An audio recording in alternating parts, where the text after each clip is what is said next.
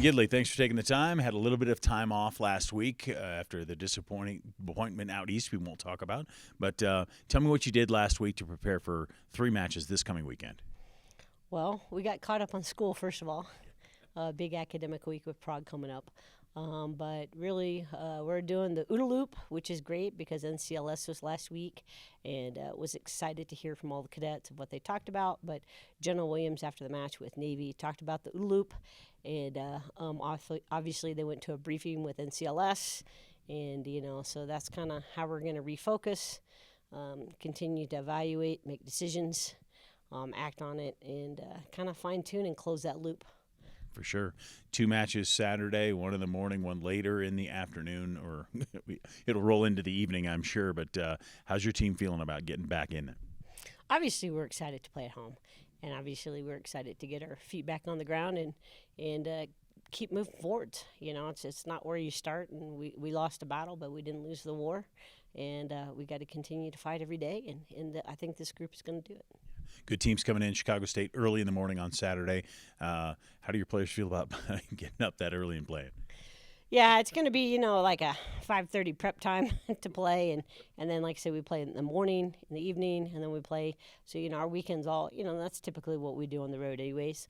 Be a little bit nicer to maybe be in our beds. But I know they have some training going on during the weekend, too. So hopefully that won't impact them too much. But, again, we're just excited to play at home. We're excited to get our feet wet again. And they're working really hard in practice. And we just want to see how much better we can get from match to match. And, last year's group, after the lost Army, they improved 80 spots in the rankings. And so if you can do that and finish in the top third, and in the end, they finished above Army and Navy, well above it, And so right now we've got our work cut out for us. And that's kind of we're going to look for each day and each match. I'm sure each individual has things they need to work on, but what can the team work on to get this team to bounce back and to get, to improve? Well, one of the things is, we've been playing without a third of our lineup in the singles. And our doubles play. Our doubles is very systematic. And kind of just doing the basics with singles of understanding that basis. But, at some point in time, you're only going to be able to do so much, with the team that you have. And that's what we're going to work towards and execute. And we can come through those close matches. They've been there in every single match we've lost. We've had the 3 setters.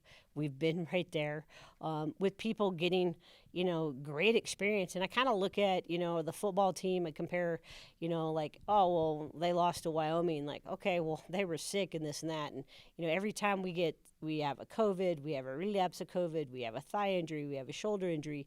Anytime that we kind of get that opportunity, we just haven't had that yet. When they get it, I think this team is going to surprise a lot of people. But, right now we got to get past that hump, and we're trying to get everybody healthy and eligible, things like that. And also the experience that everybody's getting.